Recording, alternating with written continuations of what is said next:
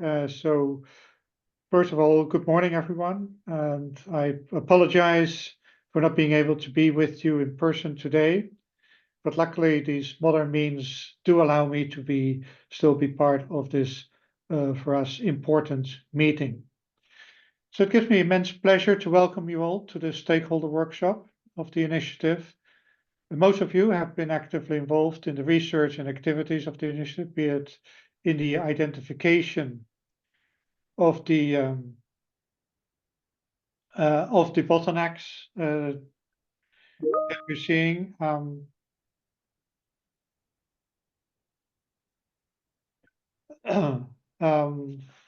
Apologies. The design of the value chain innovations, the research itself, or the policy side. The initiative started almost 3 years ago, and at this workshop we want to discuss the progress achieved so far with experimentation of the innovations tested in Nigeria, which were already described by Pedro, and showcase the preliminary findings of their impacts on livelihoods, value chain, efficiency, sustainability, and food security. So some of the questions we want to raise with you is, what do these findings mean to you? Can these innovations be scaled for wider impact and benefits? What is needed for that, and what should be the next steps in this research? But before coming back to these questions, let me give you a little bit more background of the initiative and the reasons why I've engaged in this endeavor with all of you. So if we go to the next slide, or we're already there, sorry, we can use this slide. So the initiative aims to contribute to solving multiple challenges food systems face today. So the food sector is the largest source of employment in the world, but unable to provide decent livelihoods for billions of people who depend on it.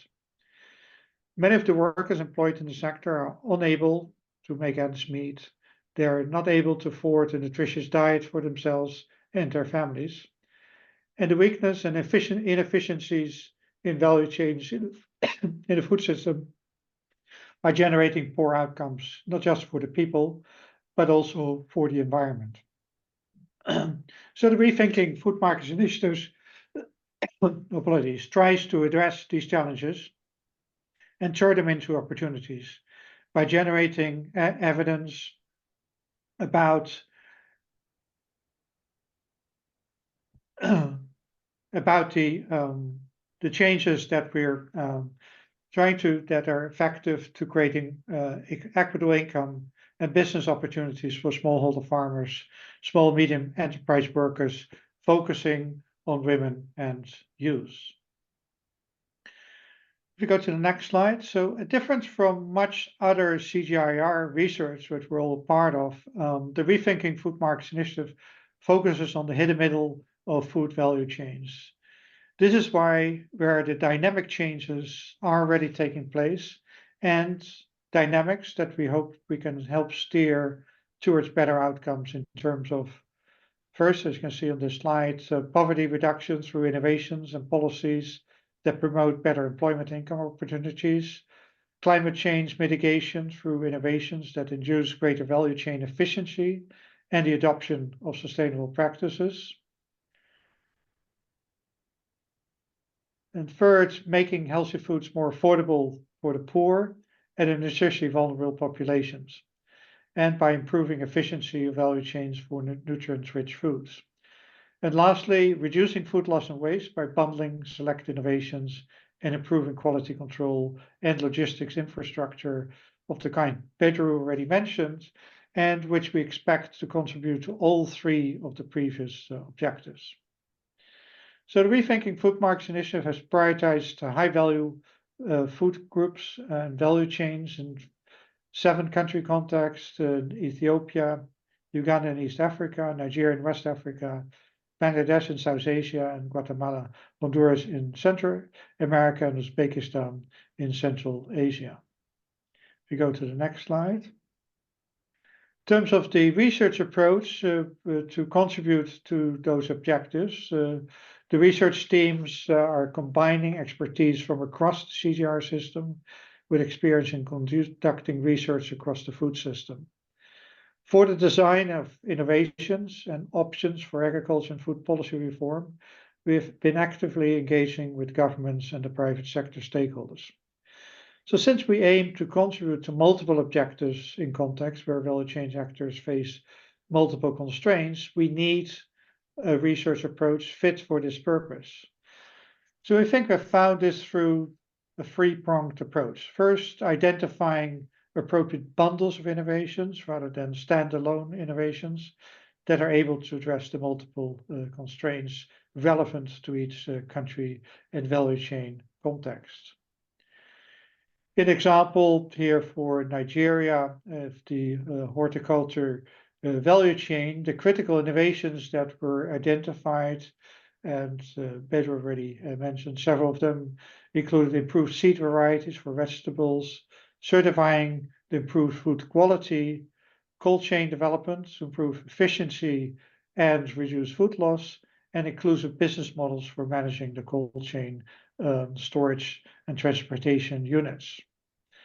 Second, to study the functioning of the relevant markets, the incentives that are there in the markets, and the potential for the scaling of those innovations.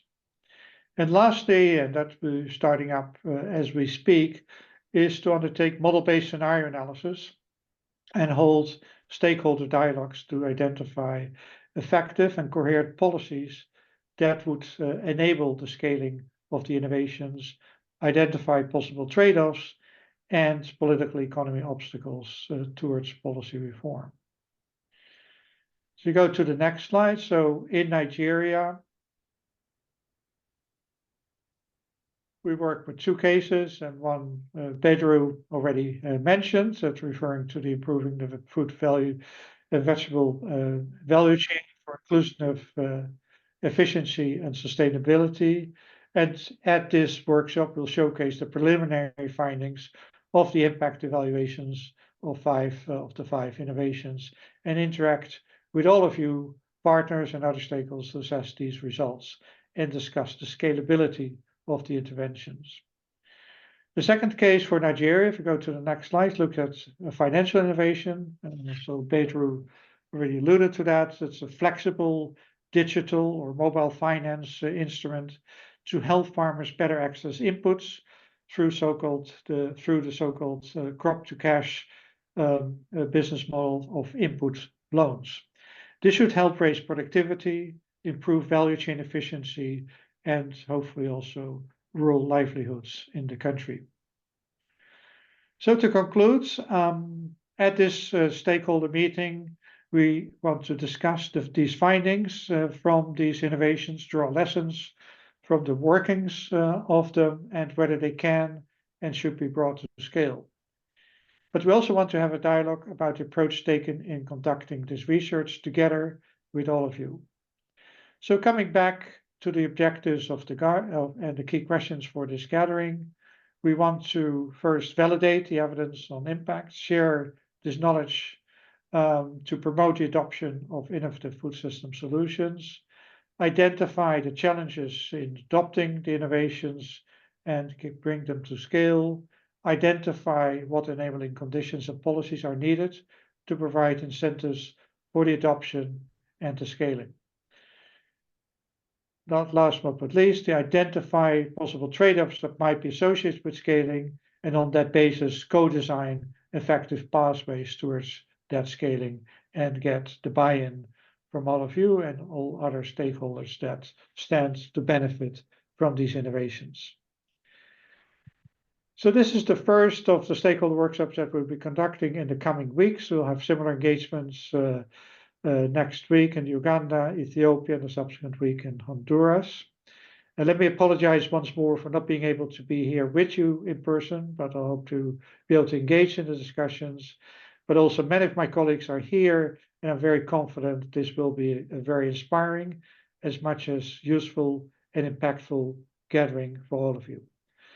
So with that, thank you very much, and let me give the floor back to